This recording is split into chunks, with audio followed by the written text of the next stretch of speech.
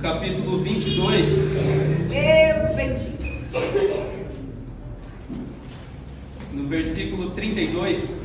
Aleluia. 32.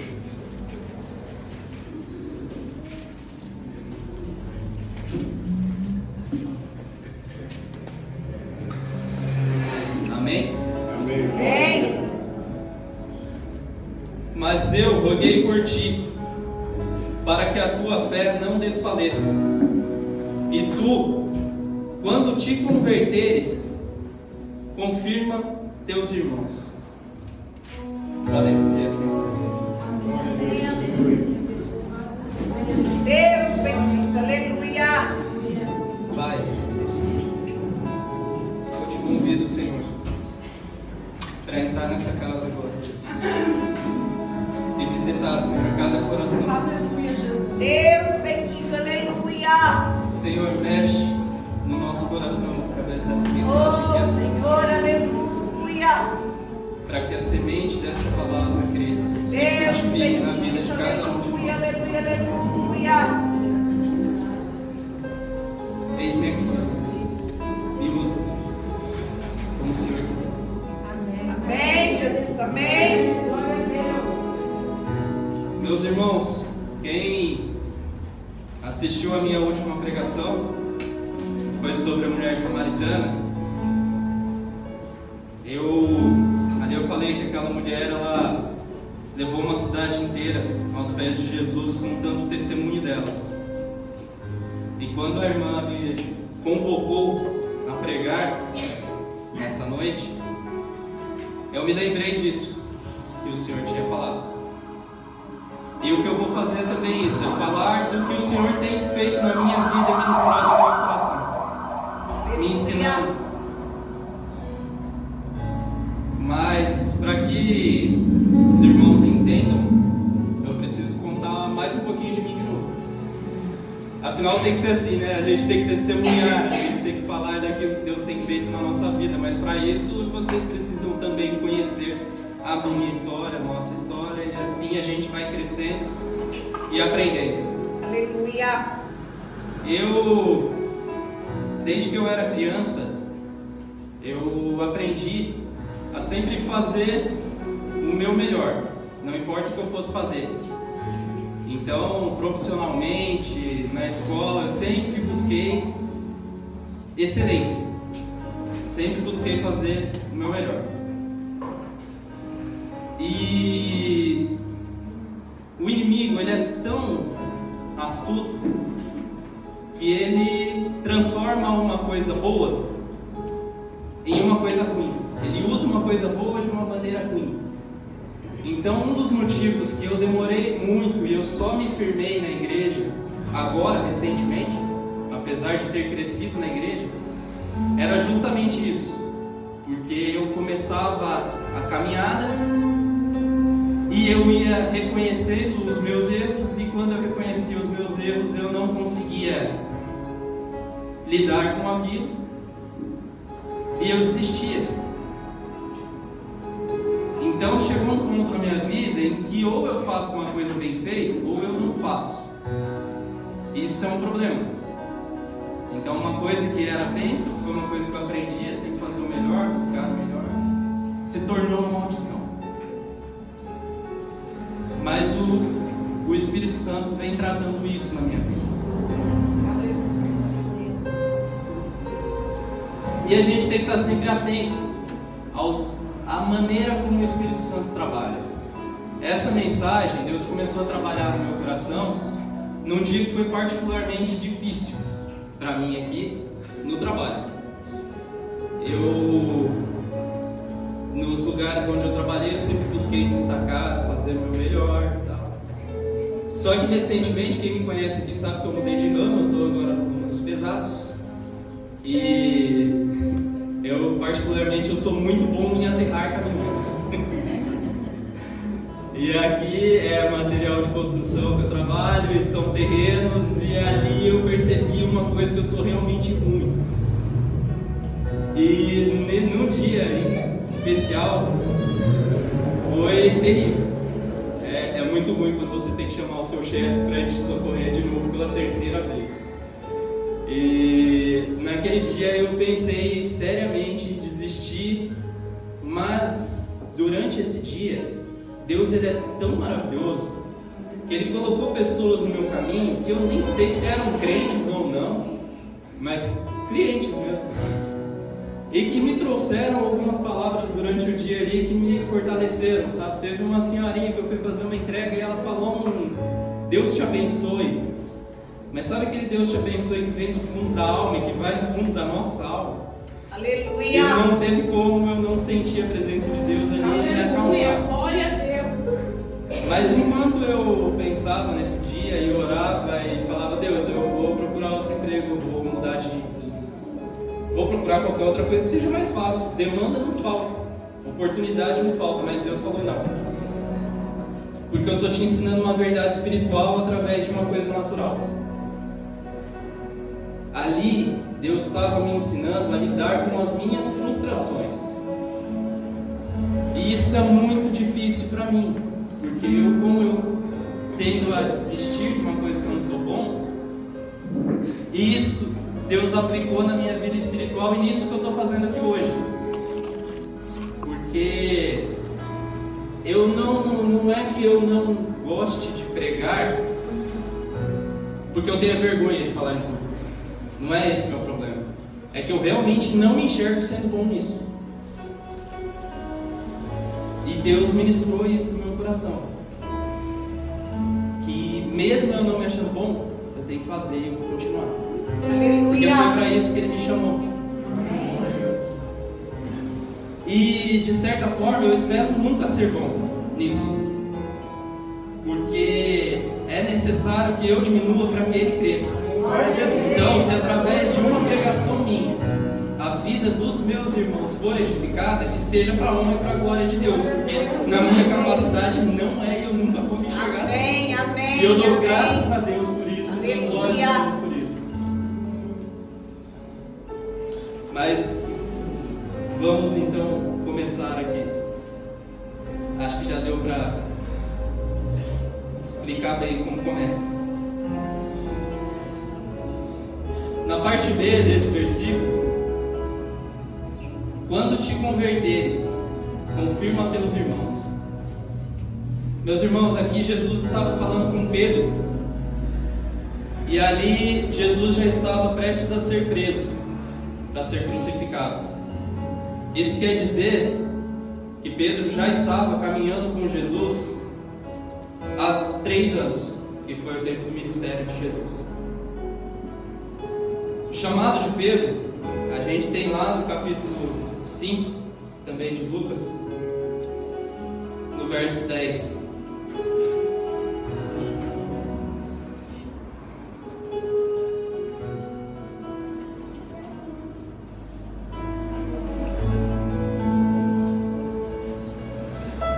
E de igual modo, também de Tiago e João, filhos de Zebedeu, que eram companheiros de Simão, Pedro. E disse Jesus a Simão: não temas, de agora em diante serás pescador de homens. Ali, nesse ponto, Jesus chama Pedro e fala: esquece essa vida. Você não vai mais ser um pescador de peixes. Você vai, a partir de agora, andar comigo e você vai pescar homens. E a partir desse ponto, não só Pedro, mas todos os demais discípulos começaram a caminhar com Jesus e a aprender com Jesus, a ver os milagres que Jesus fazia. Um dos primeiros milagres aqui já acontece logo no começo, quando Jesus cura a sogra de Pedro. E eles vão vendo tudo aquilo que Jesus está fazendo. Deus bendito, aleluia. Pedro, em um certo momento, caminha sobre as águas. Tudo bem que ele ficou com medo e afundou, mas mesmo quando ele afundou, Jesus estava lá para pegar ele pela mão e tirar ele para fora da água de novo, e para ensinar para ele, e ele aprendendo, e ele caminhando, e ele viu os milagres, e ele via os ensinamentos de Jesus. Aleluia, Jesus. Só que ainda assim, 3 anos depois, ele ouve de Jesus falando: quando você se converter. Não faltavam experiências na vida de Pedro para saber quem era Jesus. Inclusive, uma das declarações mais bonitas de Pedro é quando ele declara que Jesus é o Filho de Deus, o enviado, Cristo do Deus vivo. E ainda assim, ele ainda ouve: quando você se converter. Até aquele ponto, a gente, quando segue o texto, a gente vê que Pedro sempre foi uma pessoa muito impulsiva. E quando Jesus vai ser preso, Pedro não mirou na orelha do pobre coitado. Pedro era ruim de mira porque ele não era soldado, porque se ele fosse, ele teria arrancado a cabeça. E era essa a vontade dele. Apesar de Pedro ter falado para Jesus nesse ponto, no verso 34, mas ele disse: digo-te, Pedro, que não cantarás o galo antes que 3 vezes negue que me conheces. E disse: quando vos... Não é essa parte. Desculpe, meus irmãos.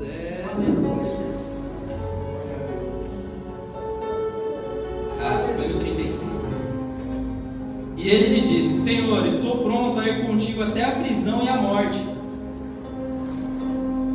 Eu não duvido nem um pouco que Pedro realmente acreditava naquilo, que Pedro sentia aquilo. Ele achava que ele estava pronto para ir para a prisão e para a morte. Deus bendito. Só que a fé e a conversão, elas não são algo emocional. Elas não nascem da emoção. E muitas vezes a gente confunde isso. A gente às vezes acorda um dia e se sente salvo, sente que está bem, sente que está firme.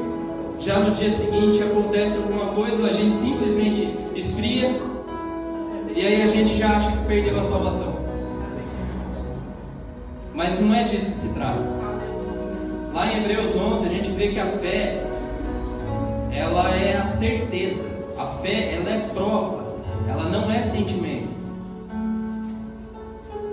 E aqui, realmente, Pedro tinha o sentimento de que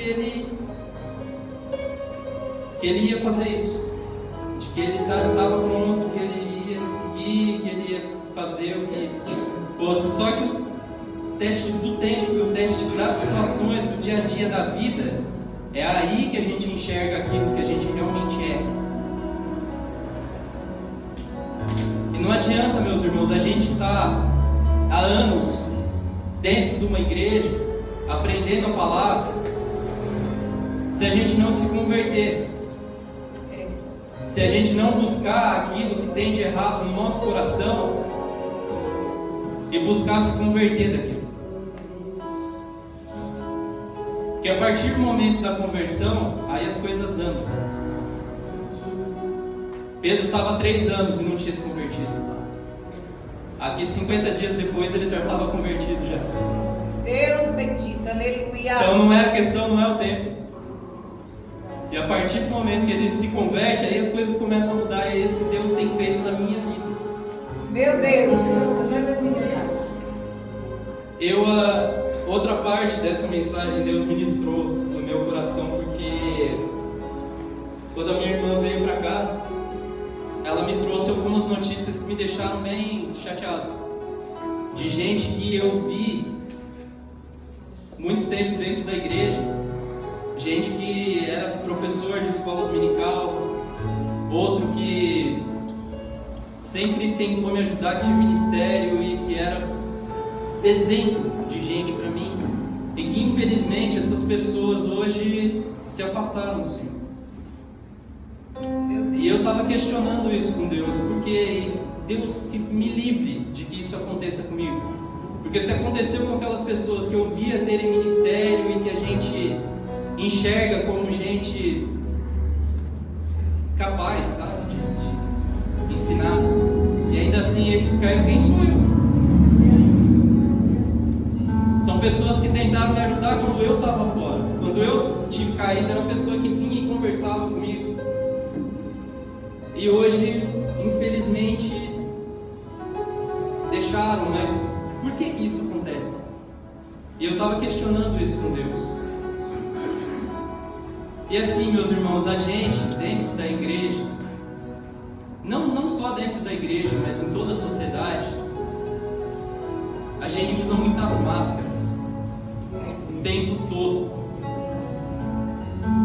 É muito fácil a gente só falar das bênçãos que acontecem na nossa vida e não falar das nossas dificuldades, das nossas fraquezas. Só que a partir do momento que a gente começa a fazer isso, Deus começa a trabalhar para edificar a nossa vida. A gente deve compartilhar as nossas fraquezas. A gente deve tirar algumas máscaras do nosso rosto. A gente deve mostrar aquilo que a gente é. Porque só assim, enquanto a gente estiver vivendo de aparências, enquanto a gente estiver deixando apenas os outros verem aquilo que os outros querem ver, Meu Deus. a gente vai viver uma religiosidade falsa. E isso não salva. Não se enganem, meus irmãos. Não se enganem, porque viver uma vida dessa forma não vai te levar para o céu.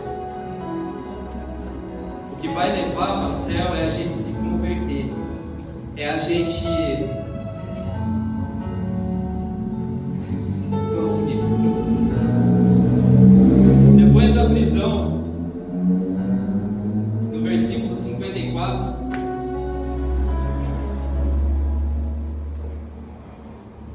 então, prendendo, levaram e o puseram na casa do sumo sacerdote, e Pedro seguia-o de longe. Aqui Pedro já começa a ir para longe, já não está mais tão perto. E havendo-se acendido fogo no meio do pátio, estando todos sentados, assentou-se Pedro entre eles. E como certa criada, vendo-o sentado ao fogo, pusesse os olhos nele e disse: Este também estava com ele. Porém ele negou, dizendo: Mulher, não conheço. E um pouco depois, vendo o outro, disse: Tu és também deles. Mas Pedro disse: Homem, não sou. E passada quase uma hora, um outro afirmava, dizendo: Também estava verdadeiramente com ele, pois também é galileu. E Pedro disse: Homem, não sei o que dizes. E logo estando ele ainda a falar, cantou o galo. E virando-se, o Senhor olhou para Pedro. E Pedro lembrou-se da palavra do Senhor, como lhe havia dito: Antes que o galo cante hoje, me negarás 3 vezes. E saindo Pedro para fora, chorou amargamente. Meu Deus. Aqui Pedro percebeu que tudo aquilo que ele tinha falado era só emoção. Porque ele tinha falado que morreria por Jesus, que mataria por Jesus, que iria preso por Jesus. Mas aqui, nesse ponto, ele percebe que não, que ele negou. Agora, chorar amargamente, reconhecer o erro, é o suficiente? Não é. Ainda é emoção. Aqui não foi o ponto da conversão de Pedro. Chorar amargamente, Judas também chorou. Só que Judas não mudou. Pedro chora amargamente, mas ainda não se converte. Ele tem a parte emocional, ele percebe o pecado dele, ele percebe o erro dele. E com a nossa vida não é diferente, meus irmãos. Muitas vezes a gente reconhece o nosso erro, o nosso pecado, mas não abandona. Meu Deus. Isso não é o suficiente.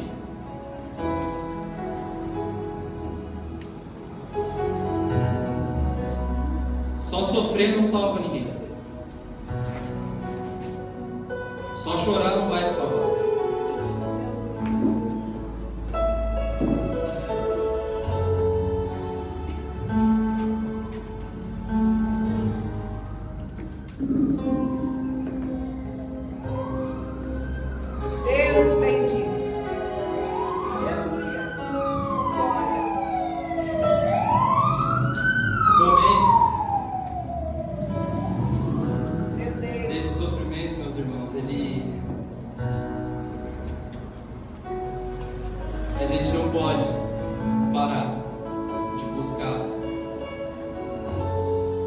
o arrependimento e a mudança de direção. Porque se converter é exatamente isso, é mudar de direção. Se você está num caminho para algum lugar, e você de repente pega uma rua errada, e você olha para aquilo e fala assim: oh meu Deus, eu errei o caminho, e você continua indo na mesma direção, não vai resolver. É preciso mudar de direção. Aleluia. Só que até esse ponto, Pedro ainda não havia mudado de direção. E aí onde vai falar mais sobre Pedro de novo, já é depois da ressurreição. Aí a gente pode ir lá para João,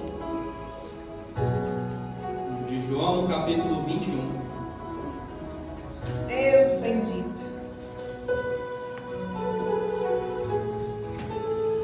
Muitas vezes, meus irmãos, quando Deus vai tratar essas coisas, Ele volta lá na origem. Como eu falei para vocês da minha vida, Deus, para Ele tratar isso em mim, Ele me fez voltar lá no meu passado, enxergar aquilo que eu aprendi, o porquê que eu sou assim. E a partir daí Ele começa a trabalhar na nossa conversão, porque nem a conversão a gente não é capaz de fazer. A única coisa que a gente pode fazer é se dispor a isso. E aí Ele nos dá os meios, Ele nos ensina. E é importante, meus irmãos, que a gente esteja atento, porque assim, eu poderia passar por essa situação e mais uma vez desistir do que é difícil para mim. Só que aí Deus não ia conseguir fazer esse milagre na minha vida. E tem muita gente, às vezes, que olha para a própria vida, para os próprios defeitos, e fala assim: não, eu sou uma pessoa impulsiva, eu sou uma pessoa ansiosa, eu sou desse jeito, eu não tenho domínio próprio. Só que aí é nisso que Deus vai trabalhar. A conversão, ela passa por tratar essas coisas que a gente fala assim: não, isso é meu, eu sou assim. Não, isso não é seu. Deus vai tratar isso em você. Amém. Só que desde que você consiga enxergar Ele fazendo isso na sua vida e você se permita. Porque senão a gente vai viver uma vida inteira sem a conversão. A gente vai passar o tempo todo vivendo só de teoria. A gente vai saber cantar os hinos, a gente vai ouvir um hino que nos emociona e a gente vai chorar. A gente vai saber fazer uma boa oração. A gente vai participar da ceia. Meu Deus. A gente vai participar dos ministérios. E ainda assim a gente tem um monte de coisa escondida, um monte de lixo no nosso coração. Então, meus irmãos, se vocês ouvirem a voz do Senhor falando: volta à origem. Porque aqui no capítulo 21 de João, Jesus aparece para os discípulos pela terceira vez junto ao mar. Depois disso, manifestou-se Jesus outra vez aos discípulos junto ao mar de Tiberíades. E manifestou-se assim: estavam juntos Simão Pedro, Tomé, chamado Dídimo, e Natanael, que era de Caná da Galileia, e os filhos de Zebedeu, e outros dois dos seus discípulos. Disse-lhes Simão Pedro: vou pescar. Olha ele voltando de novo para aquilo que Jesus já tinha falado para ele: vem comigo, larga essa vida que agora você vai ser pescador de homem. Ele não estava indo pescar homem, ele não estava indo trazer ninguém para Jesus, apesar de já ter visto Jesus ressuscitado. Ele estava indo voltar para a vida dele, pescar de novo. Voltou para o mar. Então, também vamos contigo. Foram e subiram logo para o barco, e naquela noite nada apanharam. De novo, no chamado dele foi exatamente assim também. Eles tinham saído para pescar a noite inteira e não conseguiram pegar nada. E sendo já amanhã, Jesus apareceu na praia, apresentou-se na praia, mas os discípulos não conheceram que era Jesus. Disse-lhes, pois, Jesus: Filhos, tendes alguma coisa de comer? Responderam-lhe: Não. E ele lhes disse: Lançai a rede para o lado direito do barco e achareis. Lançando, pois, já não podiam tirar pela multidão de peixes. Então aquele discípulo a quem Jesus amava disse a Pedro: É o Senhor. E quando Simão Pedro ouviu que era o Senhor, cingiu-se com a túnica, porque estava nu, e lançou-se ao mar. E os outros discípulos foram com o barco, porque não estavam distantes da terra, senão quase 200 côvados, levando a rede cheia de peixes. Logo que desceram para a terra, viram ali brasas e um peixe posto em cima e pão. Disse-lhes Jesus: Trazei os peixes que agora apanhastes. Simão Pedro subiu e puxou a rede para a terra, cheia de 153 grandes peixes, e sendo tantos, não se rompeu a rede. Disse-lhe Jesus: Vinde comigo. E nenhum dos discípulos ousava perguntar-lhe: Quem és tu? Sabendo que era o Senhor. Chegou, pois, Jesus e tomou o pão e deu-lhes, e semelhantemente o peixe. E já era a terceira vez que Jesus se manifestava aos discípulos, depois de ter ressuscitado dentre os mortos. Aqui, a partir daqui que Pedro é restaurado. E depois de terem jantado, disse Jesus a Simão Pedro: Simão, filho de Jonas, amas-me mais do que estes? E ele respondeu: Sim, Senhor, tu sabes que te amo. Disse: Apacenta os meus cordeiros. Tornou a dizer-lhe segunda vez: Simão, filho de Jonas, amas-me? Disse-lhe Simão: Sim, Senhor, tu sabes que te amo. Disse: Apacenta as minhas ovelhas. Disse-lhe terceira vez: Simão, filho de Jonas, ama-me? Simão entristeceu-se por ter dito terceira vez: Amas-me? E disse: Senhor, tu sabes tudo, tu sabes que te amo. Jesus disse: Apacenta as minhas ovelhas. É impressionante, meus irmãos, como que Jesus, ele nos trata. Porque é muito fácil, teria sido muito fácil para Jesus, sabendo que Pedro negaria 3 vezes, ele já ter dado uma ali já em Pedro e falado: Ó, meu amigo, você vai me negar, o que você está falando? Só que não, Jesus, ele sempre nos olha com amor. E foi isso que ele fez com Pedro aqui. E é lindo a maneira como Jesus pergunta 3 vezes, assim como Pedro o negou 3 vezes. Foi para confirmar, para cada negação que Pedro tinha feito, ele fez uma afirmação de que amava o Senhor. E aqui nesse ponto é que Pedro se converteu. Aqui é onde Pedro é restaurado. É só quando ele entende, ele consegue enxergar os defeitos e as falhas e desiste desses defeitos e resolve seguir com Cristo. E esse mesmo Pedro, aqui foi um pouco antes, foi um pouco depois da ressurreição. A gente pode colocar uns 50 dias depois.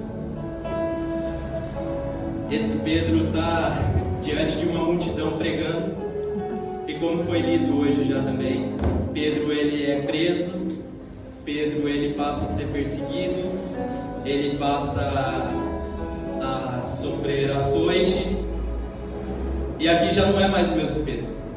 É só nesse ponto que ele mostra que ele realmente se converteu. E aí na primeira pregação desse homem, 3.000 homens aceitam a Cristo e são restaurados. Então, meus irmãos, é importante que a gente olhe para dentro de nós hoje, para dentro do nosso coração, e busque por essas coisas que não fazem parte de ser um servo de Cristo. Porque quando a gente começa a servir a Cristo, tem um monte de coisa que a gente tem que deixar deixar de lado coisas que não são os frutos do Espírito, como foi falado hoje aqui. Quanto mais a gente se aproxima de Deus, mais a gente reconhece. Só que além de reconhecer, é importante a gente buscar viver essas coisas. E se você enxerga esses problemas na sua vida, esses defeitos, essas falhas, não só enxergue, não só se arrependa, mas transforme através da palavra. Aleluia. Busca a cada dia, é a cada dia que a gente deve buscar essa conversão, porque é muito fácil a gente se perder, como infelizmente alguns dos meus amigos e amados irmãos hoje se afastaram. Mas eu oro a Deus para que, se Ele restaurou e tem transformado a minha vida, Ele faça o mesmo pela vida desses irmãos. E que cada um aqui também tome cuidado para que não caia. Cada um de nós. Para que busque, para que um dia a gente possa estar reunido com o Senhor, adorando a esse Deus que nos deu tão grande salvação. E quando a gente olha para a gente, para o nosso pecado, a gente chega à conclusão de que a gente não é capaz, e essa tem que ser a conclusão. Só que a gente não pode dar ouvidos ao inimigo e desistir. A gente deve continuar caminhando. Tem falha? Tem. Vai ser perfeito? Não. Mas continua. E a gente vai sendo transformado a cada dia. Que Deus abençoe a vida de cada um. Que cada um leve essa mensagem e Aleluia. que ela